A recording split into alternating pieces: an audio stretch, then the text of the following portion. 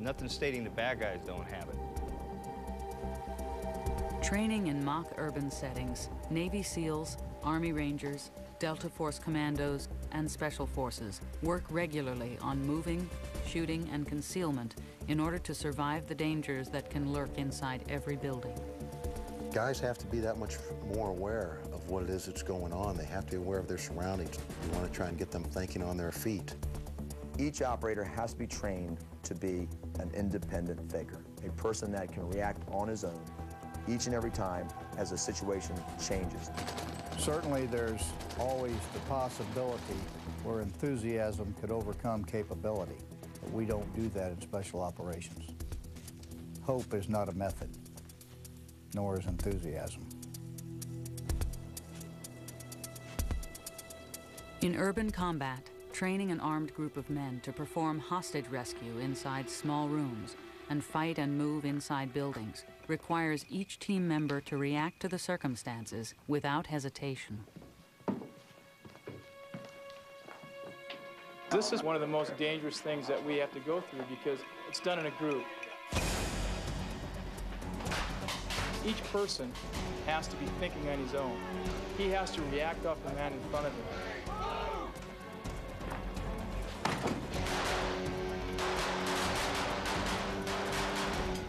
There's so many things to think about. Muzzle control, target discrimination, front sight focus. In reality, once the bullets fly, the adrenaline goes. Smooth is fast, but you have to be able to think. The main thing is the individual just doesn't sit there, the individual reacts, because every tenth of a second could mean your life or your partner's life. A warrior must walk the line between killing everything in sight and controlling his natural aggression that comes when threatened with a life-and-death situation. A critical goal in training is to move the soldier from the mindset of the predictable target shooting mentality into a real-world scenario that will allow each man to test his limits. CQD stands for Close Quarters Defense. It is a system that's been developed to respond to both shooting and non-shooting threats. Slowly roll towards us. The first step that we have to build within any military operator is the hard aspect, that they could kill if necessary. They will dominate and be aggressive at any time that they are threatened. Don't move. Do you have any weapons on you? No. Don't fight me, don't resist, and you're not going to get hurt. You understand that? Yes. So we want these guys to be the most dynamic and the most aggressive in the fight. You have to respond appropriately to the threat against you. If it is a shooting threat, you need to be pulling the trigger first. Towards your butt. The success for the operator is the team ability to move and to use their skills and tactics in the best way possible to succeed. Of course, that starts with the individual. Get out! Get out! Get away from the gun! You guys got to turn it up, all right? You got to turn it up. That little, hey, get up. Hey, get down. He would have done exactly what you said, except you guys look weak, all right? So when you go, wait, get up, he was like, they ain't there, I'll go for it, all right? You see what I'm saying? You want to give him a no doubt in your mind by the way you present yourself, your confidence, the way you speak, the way you guys are in the room, that he does not want to mess with you.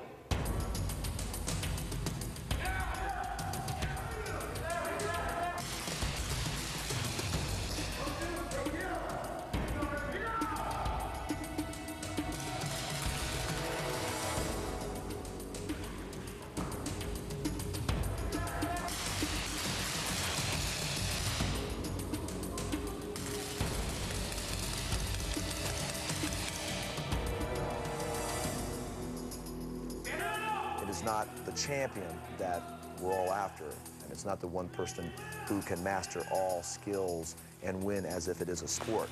It is not that at all. It is actually a high-risk environment, and it's everyone helping everyone to be able to defeat the threat against them.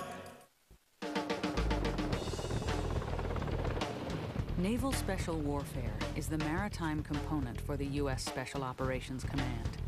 With approximately 4,000 personnel, SEALs and their special boat units execute the same basic missions of other SOCOM direct action forces, but usually operate in smaller numbers. Comfortable in water or on land, the SEALs have a reputation for an aggressive and ruthless style of attack. We can go in and we can teach people how to shoot. And we help them build their bridges or whatever, but that's not good utilization of SEALs. Our specialty is the stuff that's very dynamic. You're in and you're out. It's quick. Give us the thing that's the hardest thing to do. Give us a little room and let us do it, and we'll do it right. We're a group of men capable of supplying the firepower and punch needed to eliminate our adversary. Ready for extract. We get in, we get out. We hit harder than most units do. There's more violence of action. Operating inside an enemy's backyard disrupts his movements, makes him cautious, and takes away his initiative. If a smaller-sized enemy force can evade larger conventional units, SEALs and other SOCOM forces will use different tactics to slow them down, like the ambush. The ambush can ensure the destruction of an adversary while preserving the survivability of a small force. SEALs use the ambush and its violence of action as a calling card and a reminder that the hunter can become the hunted.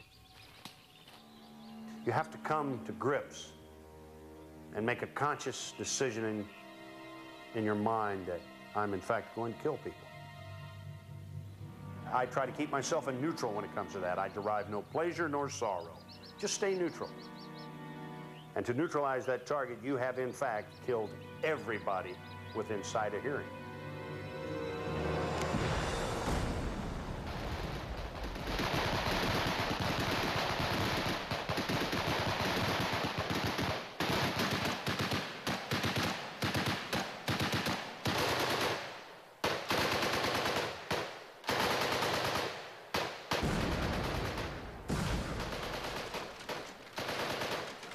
I hate to say that way, but that is a part of war. It sucks when civilians take casualties. It sucks when the wrong people die. But when you're engaging in your mission, you look around you, who's your family? The SEAL team's, that's your family. And everybody in the team comes home alive. The SEALs train vigorously to prepare for war and are sensitive to criticism that their aggressive operational methods could be less than professional in the fight against terrorists. To say that we act like a terrorist, that's not correct whatsoever. We act better than a terrorist. We are trained better.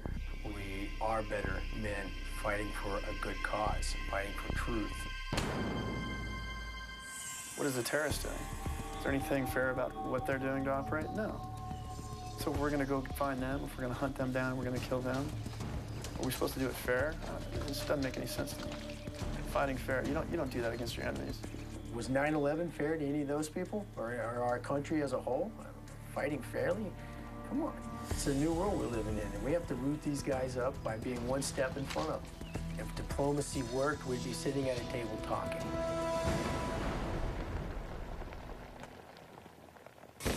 Often the true nature of what happens in war is masked by a media or a public uncomfortable with the sacrifice combat requires.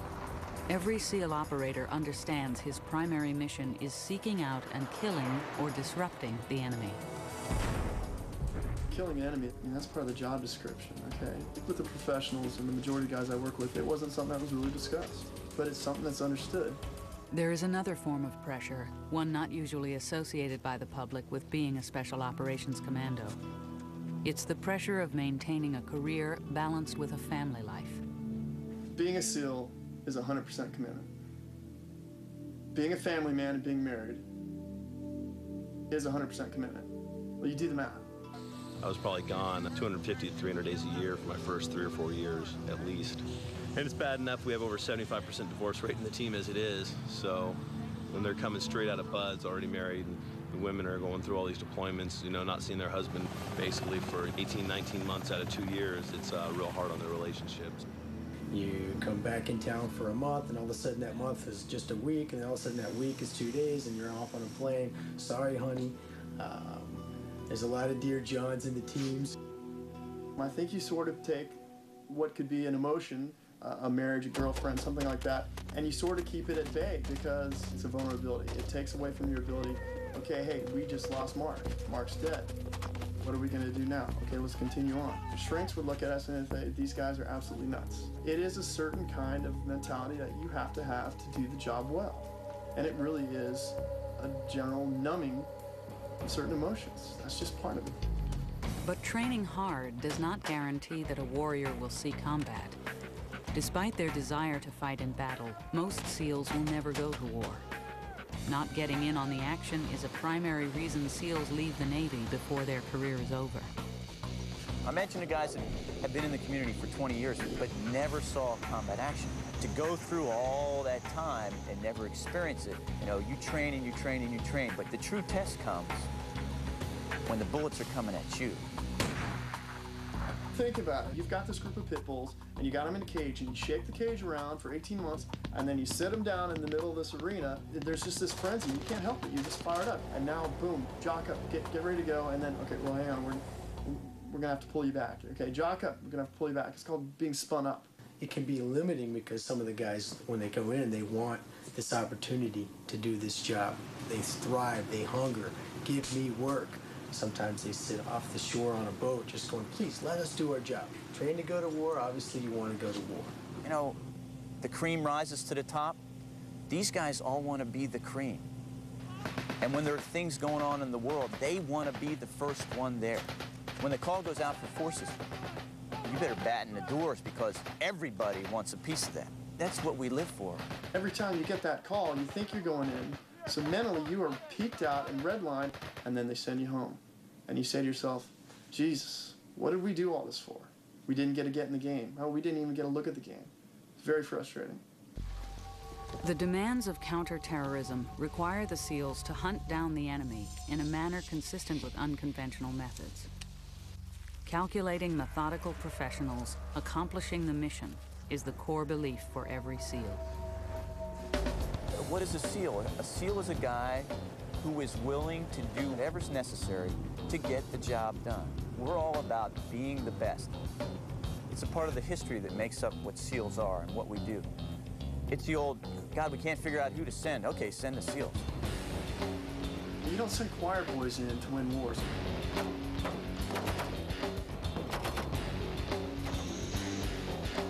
If you need something done, and you need it done right, you're going to give these guys a call, and they're going to do it. Life as a Special Operations Commando involves risk. Training on the edge means that sometime, somewhere, someone goes over.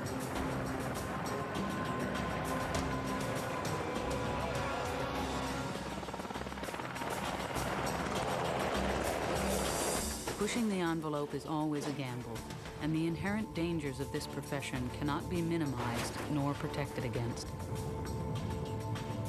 Any romance of the noble warrior fades quickly when vehicles break down, equipment fails, or a man is injured. Training for war can be tedious, even more so when fatigue and time away from home can affect a man's concentration. Every Spec Ops warrior is, after all, only human. The goal of training is to be as realistic as possible and unpredictable, keeping the men off balance but under control. The bottom line is that sending in a force to rescue a hostage or kill an adversary is a mission with no room for error. We're confronted with a lot of different situations, and you've got to have what I call the ability to have controlled violence, if you will. You've got to be able to assess a situation and project the right power for that particular situation, because where a special operations soldier is, normally U.S. objectives are at stake. A lot of times it's at the strategic level. I mean, let's think about it.